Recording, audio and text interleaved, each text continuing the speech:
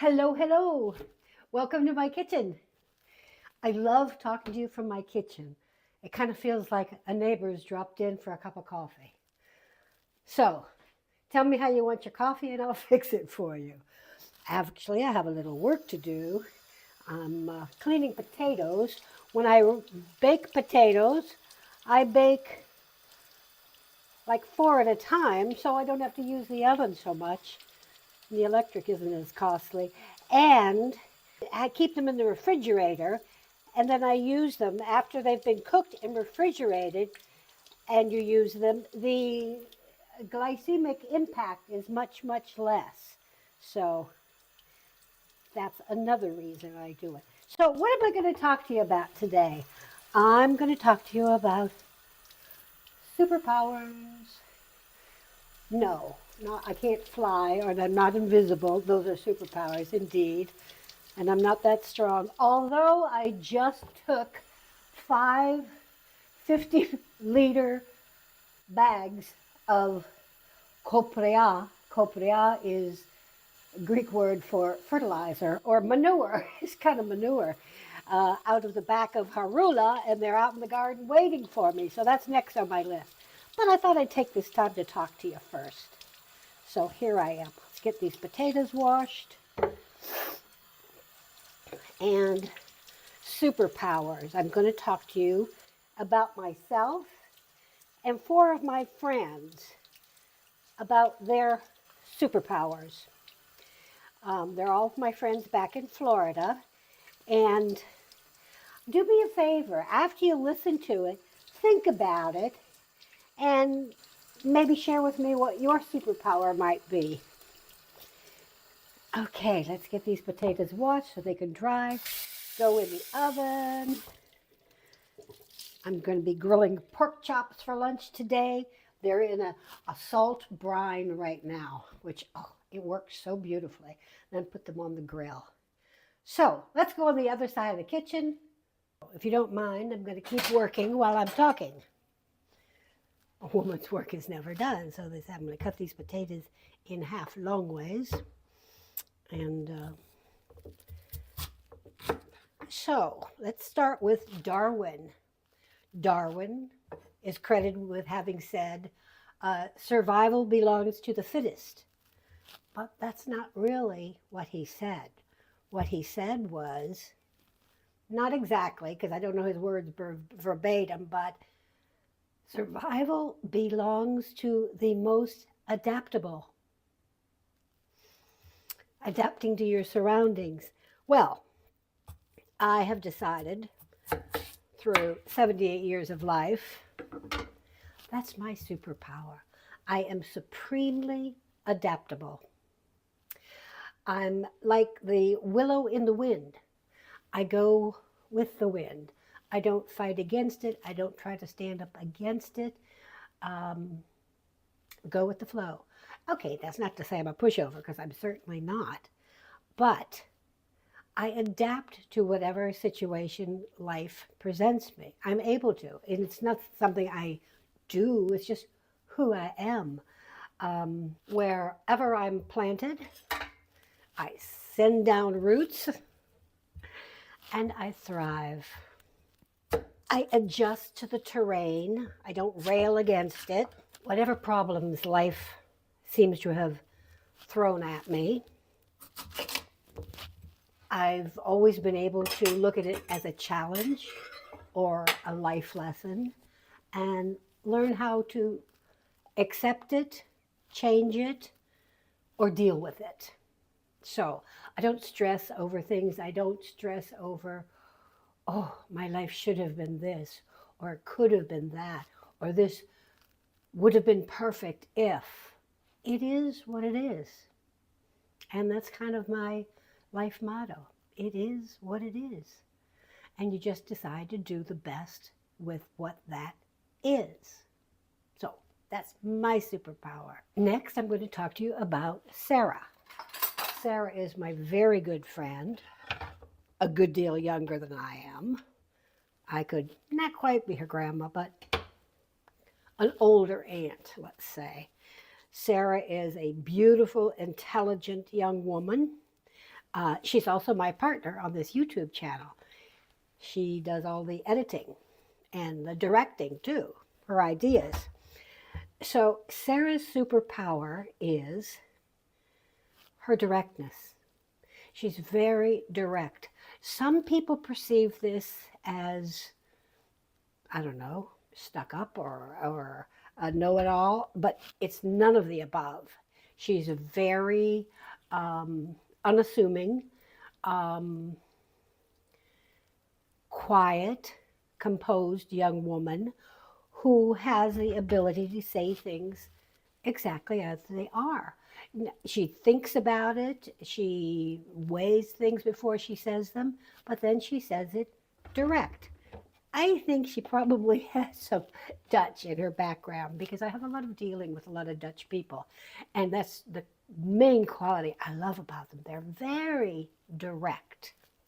So that is Sarah's superpower. She has a secondary superpower, which is she's a great listener. And with me as your best friend, you better be a good listener. Okay, let's turn on the oven. And these potatoes are ready to go in as soon as it preheats. But I'm not finished. Next, I want to talk to you about Dorothy. Dorothy, oh, I'm sorry, don't scream at me.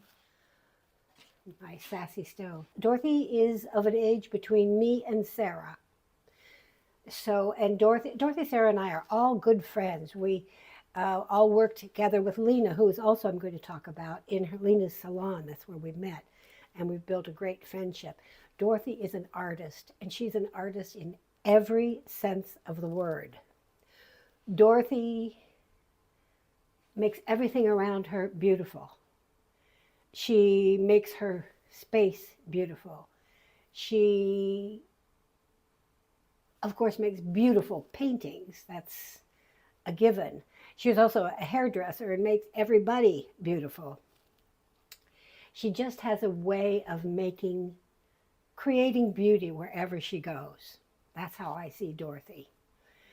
And Dorothy also has her secondary gift would be touch, the gift of touch. Dorothy is a hugger. She gives the best hugs you could ever ask for. When I would be working with them in the salon and Vasilis was still traveling abroad, and I would miss, he gives great hugs. I would miss him, and especially his hugs. And Dorothy would see that, and she would come and wrap me in her arms, and with her body, her soul, her heart, and her arms, she would give me the most loving, connecting hug. And not like a hit and run hug. Nope. Hers was I think there's a statistic as to how long a hug should be to give you what you need. But she knew what it was. If she could feel it in my body or whatever. But she's a great hugger. So I assume I'm not the only one who has enjoyed that about her. So that's Dorothy. Dorothy lives up in Canada. She did live in Florida. That's how we all knew each other. Okay, next let's talk about Lena. Now, Lena owned the salon where I came to work, and that's how I met her and Dorothy and Sarah and some other lovely ladies, but the four of us are very good friends. And I would say Lena's superpower is acts of service. How can I define that? Without you realizing she's doing it, she can make things better for you. She can make sure you have the best place to sit, make sure you're taken care of. She just has that way of thinking of the little extra things that might make life or the experience better for her. That's what she did with the people that came into her salon. And mostly she shows that through food and feeding people. She's Italian, what do you expect? I will give you an example of her acts of service that don't seem like much, but when you think about it, when we fly, when Vasily and I fly to America, we fly from Athens to Orlando. I think we make a stopover, I think in the UK. Not sure, I can't remember. Depends on the airline. Anyhow, it's a long trip and we're not young anymore. So when we get there, we're really exhausted. And they drive up to Orlando from Vero Beach, which is about a 2-hour drive. Now, when I get in the back seat with Lena, Vasily's in the front seat with Dan, and of course, the front seat's equipped just like the back seat. In the pocket of the door beside me, I will find a cold bottle of water. In the cool bag between Lena and I, she will have snacks, usually green grapes, because she knows these two things. You're totally dehydrated after that flight, besides being exhausted. So there I am, drinking nice water, talking with friends, and eating refreshing green grapes. Those are things that people just don't usually think of. But she does that to try to make your experience really nice. She thinks of those things. When I was there, I remember impromptu, I come into the sunroom and she said, "Come and sit down. I'm going to give you a manicure." And out of the blue, she gives me a manicure. Now, who thinks to do that? Okay, that was her work. That was her business. But yeah, acts of service. That is her superpower. And she shows it off mostly with cooking. She loves to feed people. And lastly, I want to talk to you about Helen. Helen, I was friends with Helen before any of these girls. She was my partner in my business when I had my own salon. There was 3 of us, Helen, Carrie, and myself. I knew Helen from when my son was a baby. Helen passed away some years ago. But Helen's superpower was objectivity. She's a very passionate person. She's a very loving, caring person, but she had this ability, when you needed it, to look at something, a problem, which usually we have some relationship problem going on, objectively. Take out the emotion, take out the passion, take out those feelings and just look at it objectively. She could do the same thing with an area. She came here and I had such an issue with laying out my room, and I'd had it a certain way and it wasn't good. Anyhow, she could have a way of looking at it objectively and fixing the problem. When you take away feelings and passion, not from yourself, but from a problem, you can see things in an objective manner. I'm not good at that. I look at everything through gut and feelings and passions, and those things all get in the way. Unfortunately, she was never able to do that for herself and her own issues, and which is how we kind of finally lost her. But anyhow, that was her superpower, and I valued it immensely. I try to do that, but it doesn't work for me. I just am I'm very emotional.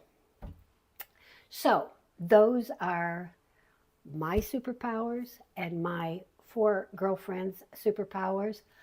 And think about it. What's your superpower? And would you like to share it in the comments? I would love that. So that's our little talk for today. Thumbs up if you like the video. Subscribe if you'd like to see more. And I love these kitchen talks. I hope you do too. Next time I'll actually make something. I think I have a stew on the menu for this week, so maybe I'll make a stew together with you. Thank you. Love you all. Come back and see me soon. Ciao, ciao.